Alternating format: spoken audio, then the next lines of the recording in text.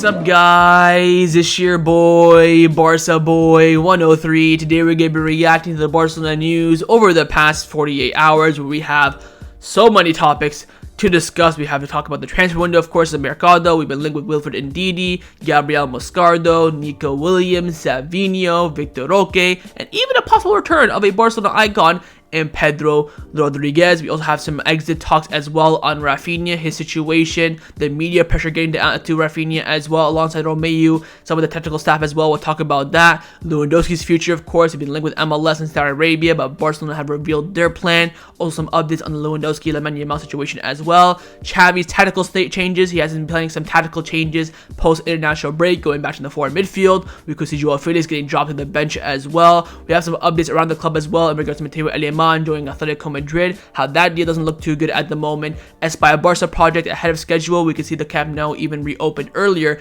than November 2024. And finally, Deco has spoken to the media for the first time as the Barcelona sporting director. He spoke to Sport and Raccoon and gave us updates on Vitor Roque, the grassroots of La Masia and Juvenil A and Barca Athletic, Raphinha situation, Lewandowski situation, Joao Felix and Cancelo and the loan players. So big updates from the sporting director as well. But before we get into it, make sure you guys smash that like button down below. Let's try to get the 200 likes this video. Be very much appreciated. And also, if you're new, make sure to subscribe down below if you haven't already, and let's get into it.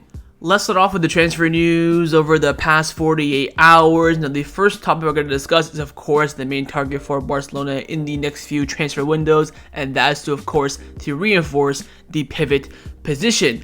Now, in the last video, we did talk about one of the main targets, which is, of course, Gabriel Moscardo. And in the last video, Fabrizio Romano mentioned how Moscardo wants to leave his current club, Corinthians, in the January transfer window, but Barcelona cannot afford a transfer, of course, as we all know. Corinthians want around 20 to 30 million euros for the Brazilian pivot. But now there are reports coming in from Brazil saying that it now seems that Barcelona are in the driving seat to win the race for Corinthians' talented Gabriel Moscardo. So again, more contradictory reports, but this one is coming in from Brazil, so something to take note of. But again, I'm not fairly too confident about this unless Gabriel Moscardo ends up staying in Brazil past the January transfer window. But if you end up wanting to leave in January, pushing for that move in the January market, I see Barcelona having little to no chance. Now, a player that you could say right now definitely has a higher chance of joining Barcelona than Moscardo, it is Wilfred Ndidi, where I am still surprised to see him being linked with Barcelona, but again, it is still only coming in from England. Sky Sports are reporting that Barcelona are interested in signing 26-year-old midfielder Wilfred Ndidi when his contract at Leicester expires at the end of the season. Again, this is only coming in England. We've heard nothing from Spain whatsoever, so we can wait and see on this one. Again, I think he's only being linked with us because he's a free agent, and again, free agents tend to be linked with Barcelona because we are still, on paper, to the outside world, broke. So, I mean, we'll wait and see. I highly doubt he'll be an option. Again, he is very much a Romeu type of signing, where we already have Romeu in the squad, so we don't really, need an Ndidi. So, we'll wait and see. Again, Barcelona continue their search to find the pivot, but they want to find the right one for the right price and for the right moment as well. Now, along with a pivot, Barcelona have also been in the market recently looking for a new winger. Well, we have been linked with a few names, one of them being not really any links, more so ambition, one really concrete links, and one player that we've been linked with a lot that's probably not going to happen, and that is, of course, Savinho, the Brazilian winger for Girona. Now, the city football director, Ferran Soriano, who's of course the sporting director and CEO for Manchester City, as well as they run all these clubs, Melbourne City and in Australia, New York FC in MLS. They also run Girona as well. He's come out saying, talking about Savinho's future, that he's not leaving Girona. He'll probably stay there until the end of the season and probably beyond 2024 as well. Savinho will stay. He is part of the project. So that makes the transfer very unlikely. Again, right now he's currently on loan from another Man City, not really Man City, but City Football Group Club, Troyes, I believe, in Brazil. He's only on loan until this summer, 2024, which of course he's saying now. This would probably say beyond 2024 they might move him there permanently, send him on another loan as well. But they're still saying it's a bit too early to sell him, and also they don't want to as well. He was just called up, I believe, to the Brazil under 21 squad in general, so he's doing well. Of course, I think he scored in the last match day as well against Rayo Vallecano, so he's performing well. Barcelona have shown that interest. Deco's a big fan of the player, but as of now, the word is that they do not want to sell him in any way, shape, or form. Now, a winger that we all thought we were not going to end up signing, he is going to be available on a free deal this summer, but now there is a bit of a minor remontada. It is Nico Williams. Over the past few weeks, we've been hearing that Nico Williams is very close to renewing his contract with Athletic Club. It'll be a new, I think, 3 or 4 year deal, but with a 50 million euro release clause. But then his agent spoke in the media yesterday saying that his contract will expire in June, and we should not forget about that. Atletico know what Nico wants since a long time, but there is still no formal bid on the table to sign a new deal. We're still waiting. So Nico Williams' agent is saying that, look, Athletic Club know what we want. They know that we want to stay there. We have the priority, but they have not made an offer to us quite yet, and everything is still open. So might be seeing another entrance here from Barcelona. Again, Nico will be a free agent this summer. He's one of the best wingers in Spain. I personally think, as especially on a free deal, we should be all over this operation. Now, Nico Williams is, of course, out right now on Spain international duty. He was asked on his contract expiring, saying that, look, that big clubs like Barcelona, Real Madrid, or clubs in England are watching me means that I am doing a good job. I'm clear about my decision I want to make, but in the end, it is something that my representatives will have to take care of. We'll see. I'm still very calm, and I want to stay that way. So he's basically saying that he's already made up his mind, which again is to renew with Athletic Club. If he's made his mind up to go somewhere else, it would have been well known in the media by now. But again, Athletic Club have not offered him a renewal at all yet. So again, they know what he wants, they know what the player wants, his agent wants, and they know what they need to do to make him stay, but they have yet to offer the deal on the table. Now, Fabrizio Romano has come out saying that both Barcelona and Real Madrid sent their scouts multiple times to watch Nico Williams, but none of them have made any offer to the player as far as they know that his priority is to stay at Athletic Club. The initial idea was for Nico to Atletico to renew on a long-term contract with a 50 million euro release clause. His priority to stay, but negotiations are still right now in the very early stages. He's one of Unai Emery's favorites as well, as he does laud him at Aston Villa. So again, everyone knows the situation is very clear. Nico Williams wants to renew with Athletic Club. He wants to stay there for a few more years, maybe make his endeavor into the Europe's top leagues later on. But Athletic Club, again, have not offered the renewal quite yet, and the renewal talks are actually still in the very early stages. Now, of course, we are entering now the last 6 months of his contract. Of course, you can talk to any club outside of Spain in the January transfer window, but of course, Barcelona can, not tap him up, but, make their ambitions known, like we did with Inigo Martinez last summer as well. So wait and see on the Nico Williams situation. I think if he does not renew by the end of this year with Athletic Club, I think everything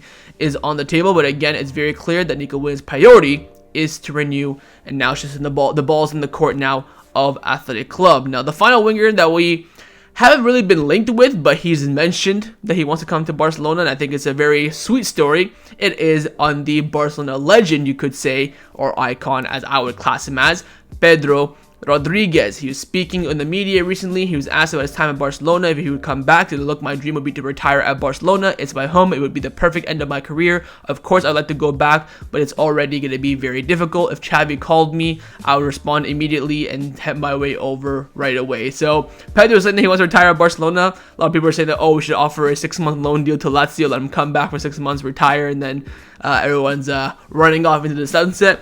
To be fair, we are quite low on wingers in the sense that, you have Raphinha not performing, Lamine Yamal still very young, Ferran Torres is playing striker half the time. I will say this, if we can't get Vitor Roque in January, I'd be so down to sneak in a 6-month loan for Pedro, because he's still doing it at a decent level. He's performing very well for Lazio, scoring last-minute goals, scoring in the Champions League as well. For 6 months, why not? And again, it would be on loan. He'll be on low wages, no loan fee. Everyone's happy, but I think it's a bit far-fetched. We're at a point now where we're not gonna just sign former players just so they can have a good farewell. Of course, Pedro had a decent farewell. He scored in the final of the Super Cup, won us the Super Cup, but then headed off to Chelsea. I think that's a pretty good farewell. But of course, he was still in his prime back then. He's not now, not finished, but coming to the end of his career. So let me know in the comments down below if you take Pedro back on a loan, pending, of course, other implications. And again, Barcelona still keeping their eyes on the winger market. They, of course, have Ansu Fati returning it from loan as an option as well, as they look to strengthen that position. Now, of course, very likely the only player that can join Barcelona in January and the club's priority is, of course, the arrival of Vitor Roque. Now, Sport have come out saying that Joan Laporta wants to advance the sale of Barca Studios to bring in Vitor Roque in January. He's the club's goal aside from signing a pivot. Again, we heard the reports from Raccoon a few days ago saying that the operation for Vitor Roque in January is essentially complicated, essentially collapsed. But there's still some rumors saying that essentially it's still possible. Now, Raccoon have also come out saying that pending 40 million euros for Barcelona Studios from Liberal Football Finance, that economic leave that we did in the summer, is enough to register Vitor Roque in January. But the club must also register Xavi and Xavi's renewal and recovering the guarantee that Laporta and Olive made in the summer. Couple things. How in the flying fudge are we still trying to register fucking Xavi's renewal? I've been hearing about this now for the past 2 years. He's already wearing number 6. How is his renewal not registered? That, for me, I don't believe. Xavi renewal, of course, makes sense. He renewed about a month and a half, 2 months ago. The Laporta guarantee that he put in the summer, I understand that. That makes sense. Where is this Xavi registration coming from? Is Xavi just never gonna be registered at this point? Because I'm so over that. I'm so over it. But we know that Vitor Roque coming in, we need about 15 million euros of FFP space on the wage bill to register him. So that's 40 minus 15. You still have well enough to register Xavi's renewal. Maybe Xavi as well if that's the case. And of course, give Laporta back his guarantee as well. I think with this economic lever, there's more than enough to get the Vitor Roque signing in, register Xavi's renewal, give Laporta back his money, and even have a little bit of space left to sign a low-cost pivot if you find someone that's applicable. Now, of course, there is the option of selling players as well, but Sport came out saying that at Barcelona, they are clear that no player will leave in January. The players themselves are not even ready to listen to offers either. Again, I think the only player that can really leave is Marcos Alonso. But Atletico Madrid are really that interested in him. Apart from that, I can't see anyone else leaving. Even if a ridiculous offer comes in midway through the season, I highly doubt the club will accept it in any way, shape, or form. So we'll wait and see what happens with Vitor Roque. I'm very still optimistic that he could join in January. It's the club's goal, it's the club's plan as well. We have more quotes about this later on when we cover Deco's interview on Vitor Roque. But for now, I think the optimism is definitely at a good point. But we'll wait and see as we get closer and closer to the winter transfer window. Let's now discuss the players that have been rumored to leave Barcelona over the past 48 hours. And the main candidate has been, of course, Robert Lewandowski. Is coming into his end of his prime, you could say. He's earning a lot of money at Barcelona, also not playing well. There was a lot of question marks coming about and also the interest coming in from the MLS and Saudi Arabia as well. But Tony Juan Martí has come out saying that as of now, the idea of Barcelona and Robert Lewandowski is the same. They want to continue together next season as well. Vitor Roque is Barcelona's great bet for the medium and long term, and Barcelona count on Lewandowski to help Roque in adaptation as being a reference point. Only a hypothetical, very attractive offer maybe from Saudi Arabia or the MLS for both the player and the club could change the roadmap, but it would depend more on Lewandowski than Barcelona in that case. I think Tony Juan Martí here, absolutely spot on. I think this is the exact situation right now. Of course, I have a different opinion. I would sell Lewandowski for 20 million euros at a bare minimum this summer. You recoup a good transfer fee from it. You save on his wages. You can then go and invest into another forward. But I understand the club's viewpoint 100%. Top quality striker. He's carrying your marketing right now. Again, remember Lewandowski is selling his shirts on the front of the promos, front of the advertisements. He's a big name, and also he will help Vitor Roque's development when he hopefully joins in January, also into next season as well. I think a Saudi offer would definitely change the grand scheme of things, and I understand why Lewandowski would be more so deciding, because he would have the push for that deal. Let's say Saudi Arabia, let's say Al Hilal bid 35, 20, 30 million for Lewandowski. The club would probably accept it, but Lewandowski says no. The club would say, you know what, you want to stay? Absolutely no problem. But the only issue I have with this plan is Lua's wages. Next season, they're going to increase to, I think, 300,000, 250,000 a week, and I think that is a ridiculously high weekly salary for a player who's not performing well, is coming to the end of his career as well. I really hope there is plans to reduce that salary, because that's way too much for a player of his caliber based on what he's performing. If he manages to get, 20 goals, 10 assists this season, then I'll hold my hands up, let him get paid the money he wants to get. I think right now he's on 8 goals, 2 or 1 assists. I have no idea how many assists he's on. I know he has 8 goals though. So we'll wait and see on Lewandowski. I think again the roadmap for Barcelona is quite clear. They want to keep Lewandowski until 2025 when his contract does end. They want him to stay and help develop Vitor Roque into a promising striker, and also he does help a lot with the marketing of the Barcelona advertisements, shirt sponsors. He's very, very big in that aspect, and only a big offer for both Barcelona and Lewandowski would change the situation.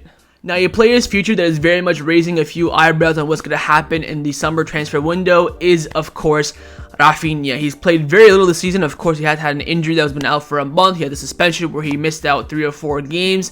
I think Raphinha has only started a couple of games this season, coming off the bench a lot. For the price that we paid for him, the wage that he's on, the big question is what's going to happen with Raphinha in the future. We're being linked with wingers like Savinho, Nico Williams, Xavi Williams, Messinho, all these type of players that can come in and replace Raphinha. What's going to happen with him? Now, Sport have come out saying that there is a debate at the club over the future of Raphinha. Deco believes he can be a different player after recovering from an injury, but English clubs are interested and it could pay a significant amount of money for him. The situation will be studied in the summer. Raphinha already had important offers in the past summer in the Premier League. Newcastle tried to sign him and there were some approaches from Saudi Arabia. He did not want to leave at any time, and Deco was convinced that this season he would definitely explode. Raphinha does not want to hear anything about leaving Barcelona, but everything will be open at the end of the season. He's not playing with the necessary confidence and things are not quite clearly working out at the moment. Newcastle so interested in him. Also, Chelsea have shown that they have them on their radar, and the Blues already tried to sign him from Leeds, but the player declined their offer to sign for Barcelona, who offered less money. There is an internal discussion about Raphinha. Deco trusts a player, but his situation will be evaluated again in the summer, and his name is still important in the market. Couple things. One, we knew this was going to happen, especially with Deco being the agent of Raphinha in the past. He was the agent of Raphinha when he signed with Barcelona. He's going to show somewhat of favoritism, which of course I understand completely. Secondly, I think Raphinha is in a very, very delicate situation. Yes, we were all adamant that he shouldn't be sold last summer. We had Dembele leave. We think, all right, Raphinha, this is your time. You're going to be a starter. Show us what you got. First game of the season, punches the guy, red card, comes back. Couldn't really get into it. Got a few goals off the bench against Royal Antwerp, against Betis as well. Then when he starts to play in the 8, you're thinking, okay, a little new experiment for Raphinha. Pulls his hammy, out for a month, and now he's just coming back from that injury. I will say this. We paid 60 million for Raphinha, so if I'm going to sell him this summer, anything under than 50 million is a no bueno. I think if we get an offer above 50 million, I think that's when the alarm bells will go off. That's when the eyebrows will be raised and we can analyze the situation. Now, Joaquin Pereira, who of course is the number 1 source in regards to Brazilian players, and Barcelona has come out saying that international break is an opportunity for Raphinha to reset. He's mostly been a substitute after coming back from his injury. Now, Raphinha has been called up to the Brazil national squad. Hopefully he goes out there and gets some minutes. Look, I really like Raphinha. I think he's a great player. I think we made an absolutely brilliant signing for the price and for the wages as well. It's just not... I think the pressure of Barcelona has gotten to him, but also as well his love for Barcelona is there. We saw when he got the number 11 shirt, his I think wife or girlfriend posted on his Instagram that he came home after the shoot and he was keeping wearing the shirt. He slept in it and blah blah blah. The passion is there, but now comes down to execution and performance on the pitch. Again, we're only in November, still a long way to go. We still have until of course June, but right now I think Raphinha has big chances of leaving in the summer, especially with the links that we've been rumored with the wingers that we've been linked with, and him being the catalyst to bring in those other wingers for the price that we can generate for him. Again, the interest in the Premier League is still there. The market he has there is still very, very viable. So we'll wait and see. I think, again, Deco being his former agent, he'll look for the best interest of the player as well. That's going to be a bit of that favoritism in there, as we all expected when Deco was rumored to be becoming the sporting director as well. So no surprise there. So wait and see with Raphinha. I think his future very much right now is in the air. We still have from now, of course, until June to change his projection of his Barcelona future. Let's now discuss some of the news surrounding Barcelona over the past 48 hours. I first want to discuss some of the news happening around the dressing room, around the first team players, and also around the coaching staff. First, we have some updates in regards to the mentality of the players ahead of the media pressure they have been receiving recently. Now, Candacir have come out saying there are players who are very affected by the criticism recently in the media. Oil Romeu is in the middle of the crisis of confidence, and Raphinha is also very effective. Now, we just talked about Raphinha. I can understand why Raphinha is being affected. You know, he's a big money player. You know, he should be performing well after the exit Dembele. I understand that. Romeu is 32, 33 years old. Veteran player, experienced, Southampton, Chelsea, Girona. He's been there, done it. And media pressure is getting to him? Fucking hell, lad. You're supposed to be a veteran and letting the media get into your mind and affecting your performance. That is piss poor. And I'm very surprised to hear this from a player like Romeo with the knowledge he has in the game. Of course, he wrote a book. He talked to Xavi for hours and hours before signing for from Girona. I see Romeo as a very smart and intelligent player that's just a bit old and past it, but the media is getting to him. Fucking hell. Boy, we signed the wrong player. And also, it's not just the players as well. It is even the staff. Candace have also come out saying that 2 members of the Barcelona technical staff have decided to delete their profiles on social media in order to avoid reading negative comments about the team's games.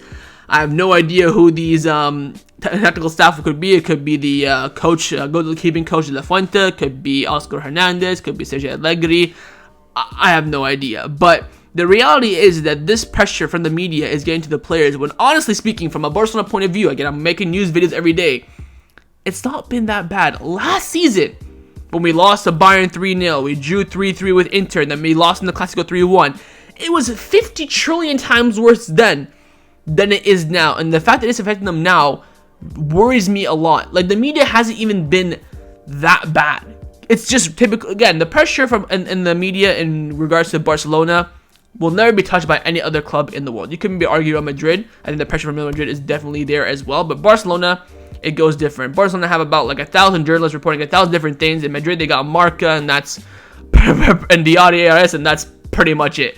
Barcelona, there's so much to the point that when we left the Spotify Camp Nou, when we did the remodeling, they brought all the journalists in there. They filled up about half the freaking stadium. It was that many of them.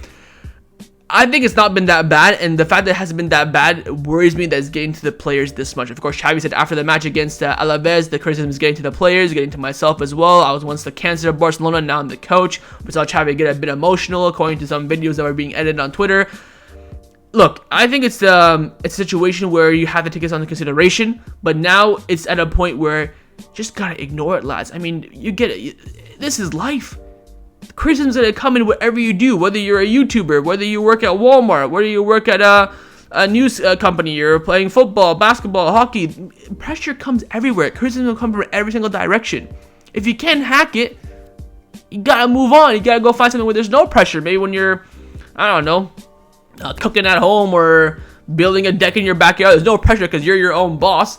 Fucking hell, if it's bad, I'll be like, all right, you know what, the media pressure has been bad, I understand it. It hasn't even been that bad. So I don't know, man. We'll wait and see how things develop, especially after international break. The team's got to perform. Fucking hell, man. If we come back from international break against Rayo, Porto, and we drop points, it's going to be a long, long day. Not only for these players that are being affected by the media, but also the other players that probably aren't being affected by the media too much. It'll get to them for sure. Now, one of the things the media has been speaking about a lot over the past few days has been the Lewandowski Lamine Yamal situation. If you don't know, Lewandowski aired Lamine Yamal a high five during the game after I think he put in a shot that he should have passed Lewandowski from his point of view.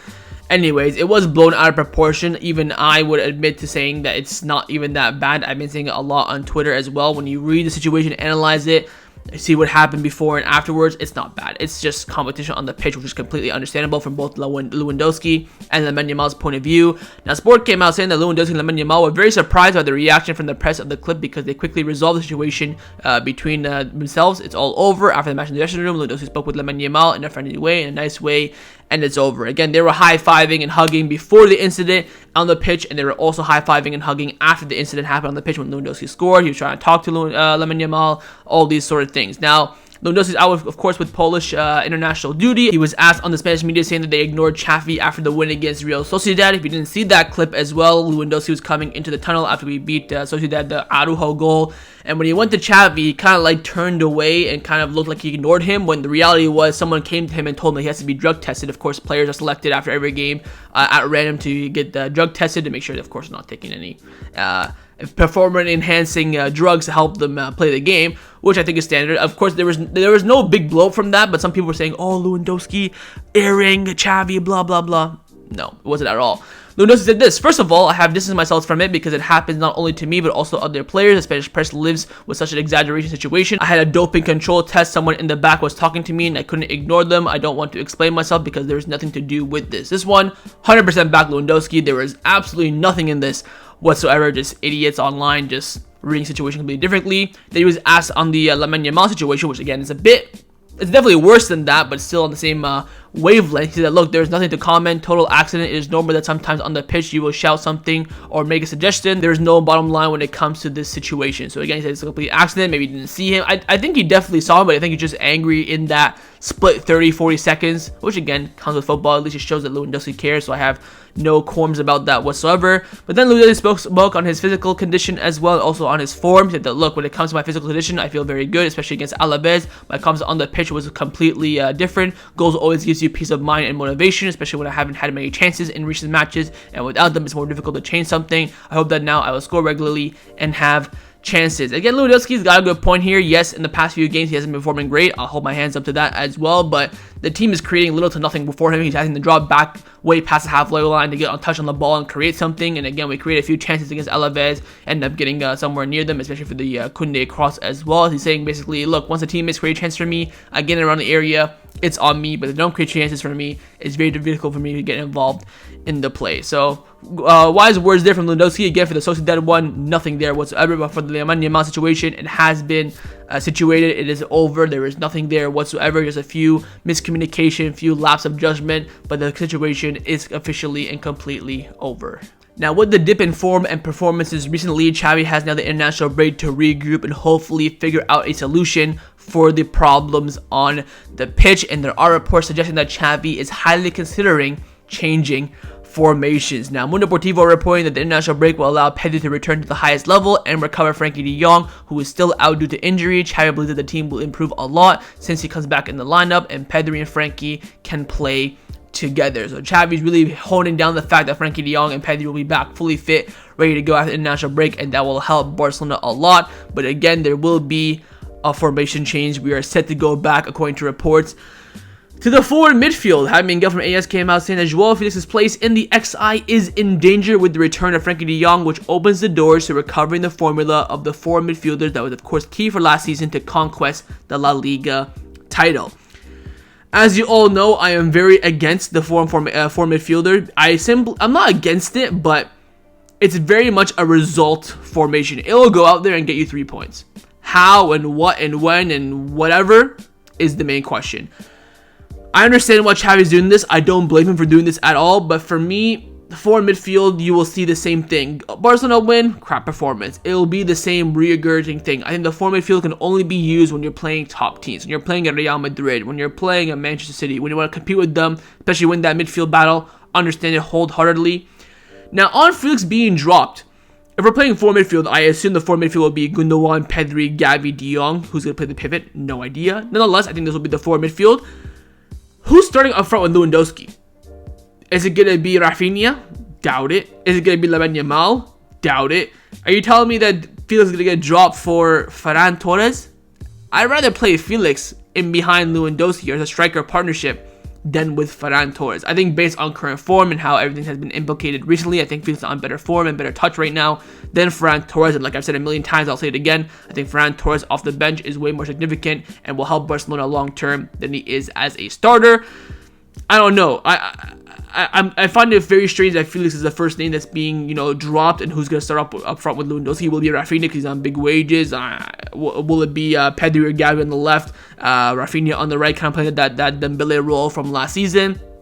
I have no idea, but Xavi will definitely change something coming after the international break. We have Rayo Vallecano away from home as well. Very, very difficult game, and I have no doubt in my mind, especially with these reports coming in, that Xavi is going to go back to the forward midfield, which of course I don't blame him for whatsoever. But there is one player in the Barcelona squad who Xavi is very impressed with and trusts a lot, and that is Inigo Martinez. Jordi Gil from Sport came out saying that Inigo Martinez is a vital player for Xavi. He's the only left-footed center back who understands the game well, and his pass to Ferran Torres into the final third for, of course, the penalty against Alaves is proof of that. This might be so controversial, but I'm going to say it. I think Inigo Martinez is a starter for Barcelona right now. Who he starts over, I don't know. It depends on what you want to implement in the squad. I think if there's a Champions League final tomorrow and we're playing with two center backs, I'd go Araujo and Inigo. I am being totally honest. Koundé past 2 games has been fucking shocking. Christensen, we know, has a niggling discomfort. UCL final tomorrow, I'd go Araujo and Inigo. I think Inigo is a testament to if you just wait for your time, be patient, it'll arrive to you. We've seen so many players in the past leave because of game time, leave because they're not getting his chance. When the pro says, look, your time will come. Look at Indigo, so patient. He came back. He's not playing. He played, I think Osuna came on for like 2 minutes, came on the next game for like 5 minutes. He was saying in the media, I want to play more, but I'm waiting for my time and being patient. Look at him since the last international break. Started against his old club, started against Shakhtar, started the Clasico, started Sociedad. I think he was on the bench for Shakhtar midweek when we lost 2-1. Came back in the squad against Alaves. He's been absolutely unbelievable, and I think he's a testament to being patient, waiting for your time. When your time comes, to take it to the fullest extent. So wait and see what happens after international break, what Xavi's tweaks will be in the starting lineup. I think most likely we'll go back to a forward midfield, but again, he still has decisions to make on where to put players in that starting lineup. Now for some news in regards to the Barcelona boardroom, we have a few topics to discuss. Firstly, on our former sporting director, Mateu Alemany, who was in talks to join Atletico Madrid to be their sporting director. And of course, we do have Joao Felix on loan from Atletico Madrid. Deco, our current sporting director, we have to talk to our former sporting director, who he worked with for about 2 months, Mateu Alemany, to negotiate this deal. Of course, we know Mateu Alemany, very good sporting director, very much an expert in the financial fair play rules and regulations in La Liga. But thankfully, we do have a lifeline. Cope have come out saying that Mateu Alemany will not sign for Atletico Madrid as things currently stand. He wants to be the head of the sports management above Andrea Birta. So Atletico Madrid want to hire Mateu Alemany as their financial fair play expert, where Mateu Alemany wants to be the sporting director, not just to be another a piece in the game of chess. He wants to be the big name. He wants to make the decisions, makes the signing, and not just to help when it comes down to, crunching down the numbers. Now, Relivo also confirmed this, saying the negotiations have broken down between Mateu Alemany and Atletico Madrid. For the moment, Mateu Alemany does not accept the current conditions that Atletico Madrid is offering him. So again, this is not totally over yet. It's just collapsed for now. Again, they can renegotiate. We know that Aston Villa have always been interested in Mateu Alemany, but now they have Monchi. Of course, Tottenham Hotspur have always been rumored as well. So there are definitely options out there for Mateu Alemany. The only reason why I'm reporting on this is because it's to a direct rival. He's going to Tottenham, Shanghai, whatever, or Aston Villa or Brighton. I wouldn't report this, but the fact that it's going to a direct rival, where we do have a player currently from that direct rival, that's why this is being mentioned. So unless he's going to be coming back to Atletico Madrid, I will not be talking about Mateu Alemany anymore. But for now, that deal is looking very, very unlikely unless Atletico Madrid give Mateu Alemany what he wants. Now, one of the main stumbling blocks for Barcelona over the past few years and the next few years ahead in the future is in regards to the renovation of the Camp Nou, where of course it will take a lot of time, effort, and budget from the club's economic situation. And so far, the Espai Barca project has been very much well on track. It is actually ahead of schedule, to a point where Barcelona are already starting to plan for the reopening next November, a year today, in 2024. Mundo Deportivo reporting that the construction work of the Spotify Camp Nou are going even better than expected, and the Turkish club Linkma will receive a bonus of close to 1 million for advancing the deadlines for the demolition of the third tier. Reopening the stadium in November 2024 for Barcelona's 120th anniversary is a priority for the club, and is one of the reasons why they chose Linkma in November 2024. 65% of the work is expected to be done in and around the Spotify Camp Nou. It is crazy to think that it took only a year and a few months to get 65% of the work done. Of course, it will not be fully completed until 2025, 2026, somewhere around there. But the fact that Linkma currently are ahead of schedule, they will most likely receive a bonus from Barcelona. Again, there was a clause that if they fell behind schedule, they would pay a penalty to Barcelona. But there's also a clause that if you're ahead of schedule, we'll give you guys a bonus as well, which again is part of the business. I have no qualms, no problem with that whatsoever. But again, very, very excited for this. Wherever they have planned for the farewell, or not farewell, but I thought a farewell for Messi, but wherever they have planned for the 125th anniversary for Barcelona, if it is a farewell for Messi, best believe I will be there. If it's just going to be a little bit of show, I'm not going to, waste my time, money, never for that. But we will wait and see what the club has plans for that. Of course, the 124th anniversary is coming up very soon. They'll probably just put some posts out, and that's pretty much it. But the 125th is the big one, of course. So I'll wait and see what happens with that. But so far, so good on the Espai Barca project. Everything well on track. And actually, you could even say ahead of schedule.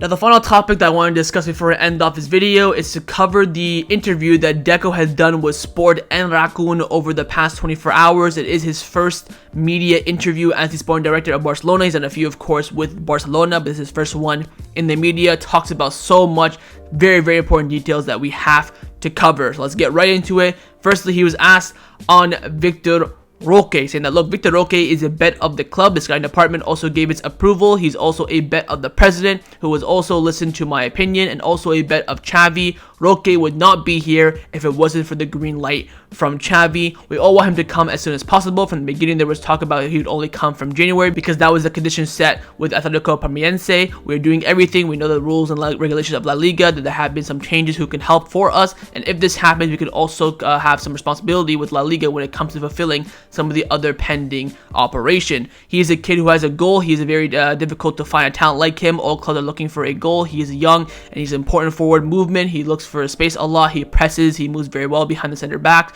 in the area. Has important conditions to be a great player in the world of football. If I were Vitor Roque, I would like to play with Lewandowski. Of course, as a footballer, I would like to have a player with Robert. You always like to play with good guys. I think Vitor Roque would love to be playing with the best players in the world by his side. We know that Vitor Roque, that Lua is one of the best in the world. He made history at this club and is still making history to this day. Deco was then asked on Lewandowski, saying that Lewandowski has a contract and this is very much our only approach. We are happy with him and he is one of the leaders of the team. So shutting down those exit reports on the MLS and Saudi Arabia. Then asked on the winter transfer market coming up, saying that when the squad was drawn up, it was intended for the entire year and the idea has not changed. No, will it change regardless of fair play? I don't think we can make any move in January regardless of what happens with Vitor Roque. So Deco said that when we planned the squad in the summer, we planned it for the entire year until next summer. So in January, Vitor Roque is probably the best we can do, and that's pretty much it. I wouldn't rule out a pivot signing though quite yet. Deco was then asked on the current players out on loan from Barcelona, and that we're keeping track of everyone. I think as a club, we have to do it. We are in a serious club. We have to show it. The players must know that we are worried about them because they are still our property. We don't want to give up players because we don't have them. We give them up because at the moment we have to leave for whatever reason, because the coach has decided that they does not count on them, or because they asked to leave because they want to have more minutes, as would happen with Eric Garcia and Ansu Fati last summer. He's then asked on the renewal of Frenkie de Jong, saying that this year we are not going to make any more renewals. Oh, that is so gutting to hear. I was really hoping that we can get somewhere close for a de Jong renewal by the end of this year, but that's of course now unlikely. We don't talk about that. We are calm without rushing approaching the agent because we know that there are players who have this season and one or two more. The time will come to talk to the agents. Both parties have to be happy, and we will see in the future. Frenkie de Jong is a great player. I like him. There are others in a similar situation like Pedri, Raphinha, Varane. There are players who have a contract, and we're going to keep trying to improve it little by little, but without getting into individualities. It will depend on him and also depend on the club situation, as well as in the case of other players. Of course, de Jong is a great player, and we would like to have good players here at Barcelona. Now, as far as interview with Raccoon, he's firstly asked on Xavi about the current situation. Is there doubts about him? Are you going to sack him? Who are you going to bring in? Blah, blah, blah. Deco said there are no doubts. How should we doubt a coach who has won a spectacular league last season? We have renewed him, and we trust him 100%, if not 200% trust. There you go. Deco was then asked on the Lamine Yamal Lewandowski situation, saying that on the pitch we can always say, sir, can you pass me the ball please? When you're on the pitch, there's a lot of tension. I am left with the image of Lewandowski defending Lamine Yamal when he was fouled, and all the LOS players wanted to eat him. On that clip, by the way, I completely disagree with Deco there. I saw no one help Lamine Yamal when he first went down in the box. All the LMS players were on him, yelling at him, spitting at him. Nothing happened. It was only when the referee called the foul a minute later, Lamine Yamal was talking to him. Two of the LMS players were yelling at Lamine Yamal for diving. I think Pedri, Inigo Martinez got in there. I did not see Lewandowski help him out whatsoever based on the clips I've seen. Anyways, Deco was then asked on why Barcelona isn't just rolling, so that we had to consistently make changes and we had to adapt to two very low capitals like those of Pedri and Frenkie de Jong. Then he was asked on Raphinha, saying that I always like to advise Raphinha on what is best for him, but the club is above it. In any case, right now, we are very happy with him. So there you go. He's always going to put the club first, but I think it's the correct decision by Deco. He's not going to really think about Raphinha too much. I understand that completely. He's then asked on the two Joaos on their futures, if we're going to sign them or not. He said that, look, Cancelo has already played. We all know from the personality he can give as a right back, but he can also play as a left back, as a winger. I have not seen anything strange in Cancelo's lineup because it is something that he can do. Respect to that. His basis is that he's a fullback. As for Joao Felix, he's playing in the position. He's a playmaker who goes inside, who makes the combinations, but since he arrived, he has played a lot. He was saying that if he has to decide, like, today, he would sign both Cancelo and Felix permanently, but it's still a long way to go. We'll have to wait and see what happens, of course. He's then asked on Ansu Fati whether he can come back or not, saying that, look, Ansu Fati can definitely come back. Of course, he's a very young player. He's very happy now. He has to go out on loan looking for minutes and decided on Brighton, which I think was a very good move by him. We're following him because Boyan is already doing a great job watching him. I'll go see him soon. The future depends on him. He can come back to Barcelona, no doubt about it. Finally, Deco was asked on the Barca Athletic section, the La Masia section of the club, saying that, look, both Barca Athletic and Juvenil A in the youth league are having a great season. Grassroots football is working very well. At the beginning of the season, one of the things that we discussed was what Barcelona Athletic squad should look like. It doesn't make sense to have 25 workers and not leave a youth players room to grow at all. This balance has been achieved in the bearing fruit, and the club is taking advantage of this work. The cadets also made up a very interesting generation of players. Barcelona have always been working well with the grassroots of football. La Masia must be important at the clubs. Overall, a very strong interview from Deco. Gave some great insights, of course, on the Lewandowski situation, on Raphinha, the two Joaos, the lone player situation as well. They can come back and get into the team as well. So a lot to look forward to. But again, right now, you could be saying in the imminent future, there won't be any renewals from now until the end of the year. And also the January transfer window, Vitor Roque is probably the best thing we'll get. Another signing is very, very unlikely, according to Deco. But of course, we all know things can change a lot in the situation that you're currently in. So well done from Deco. Good insight, good way to, you know, keep the fans updated, and hopefully he makes some good decisions from now into the summer. That's of course in the best interest of the club. So that was my reaction to the Barcelona news over the past 48 hours. Hopefully you guys enjoyed this video. If you did, make sure to leave a like, and of course leave me your thoughts down below in the comments on everything we discussed. The main thing I want to first see, of course, is your thoughts on Vitor Roque joining in January. You think that will happen or not? Second, your thoughts on Lewandowski, on his situation, on the interest coming in. What would be your standpoints on Lua this summer? Would you sell him no matter what? Sell him if a good offer comes in, or keep him no matter what? Third, are your thoughts on the media pressure getting to some of the players and even some of the coaching staff as well. And finally, your thoughts on Xavi's changes coming up after the international break, and do you agree with them or not? And of course, make sure you guys subscribe down below if you haven't already, and I'll see you guys next time on the channel. Take care, and Forza Barca.